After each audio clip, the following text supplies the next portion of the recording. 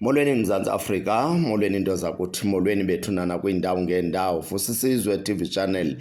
Yeyi siphethe oludaba nto zakuthi, bantu baseMzantsi Afrika. Khanifakeni uluvo lwenu, nicebise, nibonise into yokuba isimanga esinje sithiwani. Lo mzi ukwindawo yaseThombo eNkonxeni, Ward 4. Kwilali yaseThombo ekuthiwa kuseNkonxeni. Izizathu zokuba ke ndisondele ngelithi ake sibonisane eMzantsi Afrika into enje ithiwani. Ngutata uColbert Dinga. uColbert Dinga ke kuyabonakala xa silandela ibali lakhe wake wabhalisa kubhaliso lezindlu. Olubhaliso ke laze lafikelela ekubeni utata uDinga makabe uyakhelwa indlu kwindawo yasePort St Johns kwiwadi kakhansila uManinjwa. Naleyo into thina siyiVusisizwe TV channel sizoyiva phaya eOR Tambo kwisebe lakwa-Human Settlement. Xa sisithi lo tata sicela ancedwe kuba kaloku uhlala emkhukwini. Nto leyo ke abaye baphendula besithi ayikwazi ukwenzeka ngoba uColbert Dinga unayo indlu kwindawo yaseMaheng.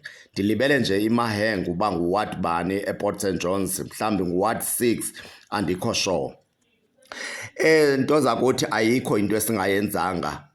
Le case siyiripotile kutata uDlulani kwa-Human Settlement eMthatha kula office yomama uMaphosa into yokuba utata lona makancedwe ngelithi anikezwe indlu yakhe ngoba kuyabonakala ibindlu yakhe ikhona eMaheng, indlu engu-190 usite 190.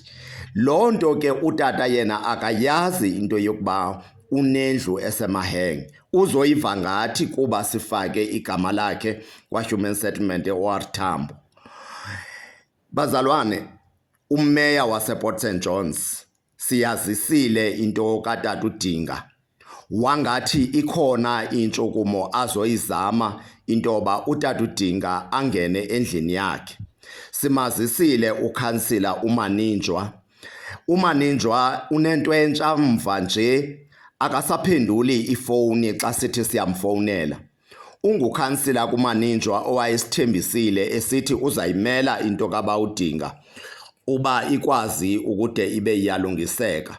Kodwa kude kube ngoku utata uDinga usahlala emkhukwini bantu baseMzantsi Afrika.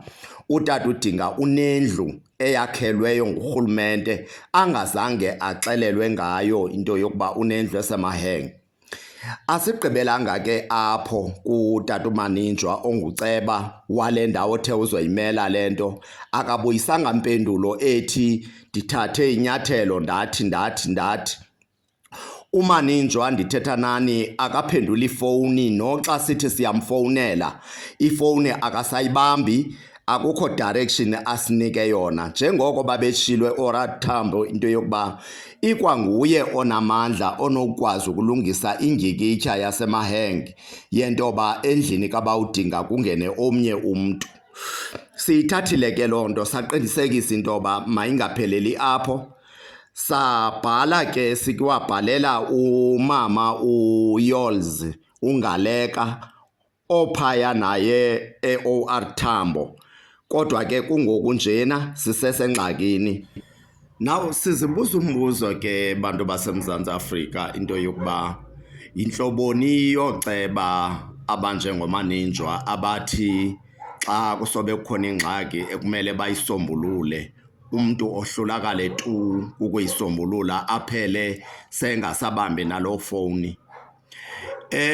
Sisaphinda ke siyiVusisizwe TV channel noManyano Initiative sithi okokuba ngaba akukhene kuyendluka kutheni isebe likarhulumente lizokohluleka kukuncedisa uBawudinga ancedakale akwazi ukufumana indlu yakhe.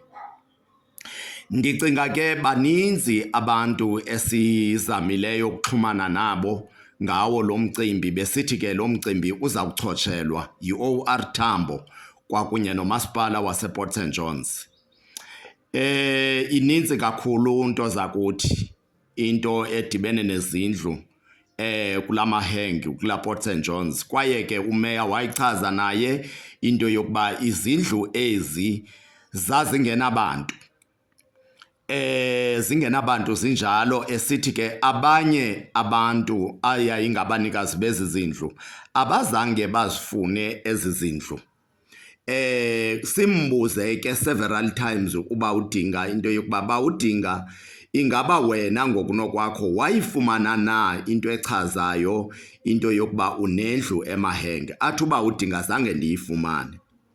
Naye ke umeya wasePort St Johns sithe sisabe siyifakile kuye kwamnandi kwanjeya kwangathi kukhona into eza kwenzeka nendlela ezoqhubeleka phambili. Into yalo nyaka kupheleyo leyo mhlambi ngo-October, kude kube ngoku uba udinga usahlala emkhukhwini wakhe. Akukho ceba ubuyileyo wasePort St Johns eMahenge ongutata uManinjwa. Akukho nto ayizisayo ngaphambili into yoba utata bamlungisela njani indlu yakhe. Akubuyanga meya wasePort St Johns atsho into yoba kwenzeka ntoni. So zezinye zezinto ke esiye sizibone kulo rhulumente into yokuba ngelinye ixesha abantu bethu bangamaxhoba kuba bengakwazi ukuzithethelela, de ngelinye ixesha kudlalwe ngabo, kudlalwe nange-feelings zabo.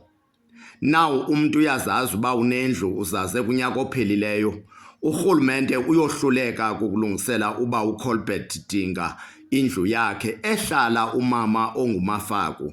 Ndizocela ke shortly niyibukele ividiyo ezawulandela uManyano Initiative, umbutho ke othi uncedise usePort St Johns kwindawo yaseMahenge. Sivakashele le ndawo siyobona le ndlu kaBawudinga, nto leyo esihlupha kakhulu, iyasichukumisa emiphefumlweni because uBawudinga uhlala kule meko kwaye amarhulumente akhona.